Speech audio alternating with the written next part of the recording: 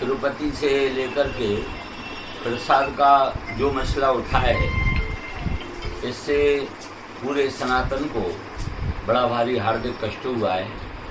समस्त आध्यात्मिक समाज उद्वेलित हो गया है। इसमें हमारे जितने भी तीर्थ पुरोहित हैं, पुजारी हैं या संत हैं, कथा व्यास हैं, जितने भी भक्त हैं, धर्माचारी हैं, जो भी सनातन धर्म से जुड़े लोग हैं, वो बहुत व्यथित हुए हैं। और अब यहाँ तक कि धीरे धीरे ये बात कहीं पर सिद्धि विनायक पर आती है और कहीं मथुरा के पेड़ों पर आ रही है और कहीं कहीं के प्रसाद पर धीरे धीरे करके ये भ्रामक बातें व्यापक होती चली जा रही हैं। और दूसरी बात, तिरुपति बालाजी में जिस प्रकार से हम लोगों का धर्म भ्रष्ट किया गया, ये सनातन को नष्ट करने का एक बहुत बड़ा षड्यंत्र और दुष्चक्र था। इसकी बारीकी से जांच हो और इनको कड़ी से कड़ी सजा दी जाए।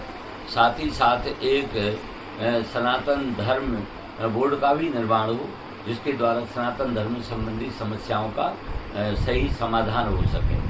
और हम लोगों ने कल एक बैठक करी थी, तो धनरक्षा संघ के माध्यम से पहले से ही बहुत मंथन चल रहा था कि आखिर क्या हो, क्योंकि बाजार में सस्ती दर पर घी मिलता है और लोग लालच के चक्कर में चर्बी को खरीद लाते हैं और उसमें गाय की भी चर्बी, सुअर की भी चर्बी, अन्य जानवरों की भी चर्बी और मछली का तेल, ये सब हमें लगता है कि पूरे भारतवर्ष में कुएं में भांग पड़ गई है और सभी लोग इससे आहत और व्यथित और प्रभावित हो रहे हैं।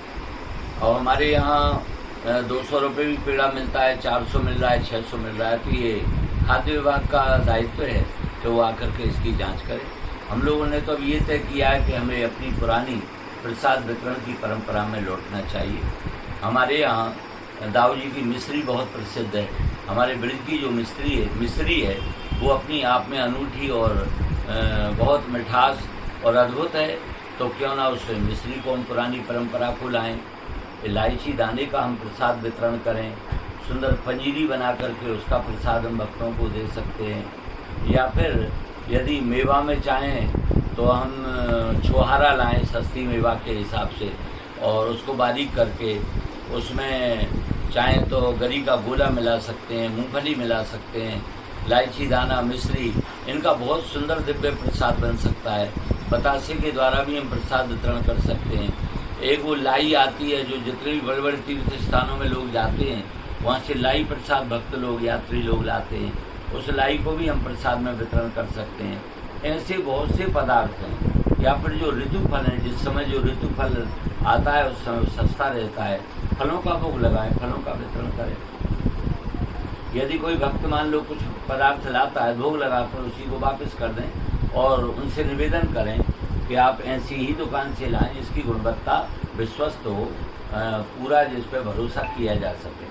साथ ही साथ खाद्य विभाग अब ज़्यादा सख्ती करे और ये जो अनियमितताएँ हो रही हैं, ये जो धर्म भ्रष्ट होने के ये तरह तरह के उपाय किए जा रहे हैं। आप देख रहे हैं कि जूस में थूक रहे हैं, रसगुल्लों में थूक रहे हैं, फलों में थूक लगा कर फलों का वितरण कर रहे हैं, रोटियों में थूक लगा रहे हैं। यहाँ तक कि विदेशों में तो मल भी मिलाया गया, लंदन इत्यादि में वो भी खबरें यहाँ पर आई हैं। बाल बना रहे हैं तो भी ये जिहादी लोग और उसमें थूक करके और मालिश कर रहे हैं। तो ऐसी जो गंदगी फैला रहे हैं उससे सारा समाज भ्रष्ट और निकृष्ट हो रहा है।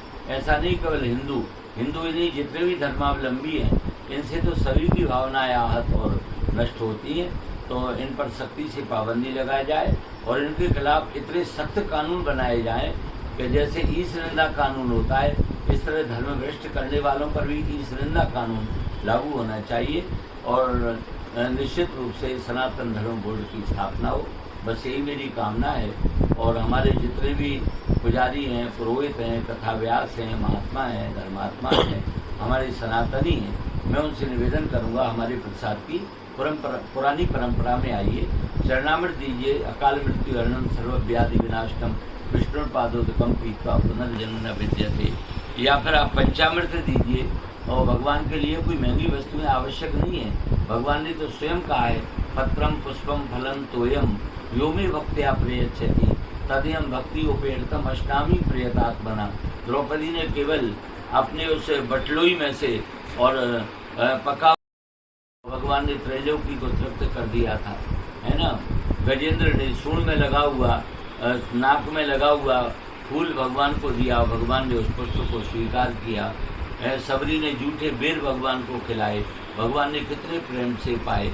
और राजा रंती देव ने केवल जल दिया भगवान को, तो फल फूल जल तुलसी दल कुछ भी आप भगवान को भाव से दीजिए।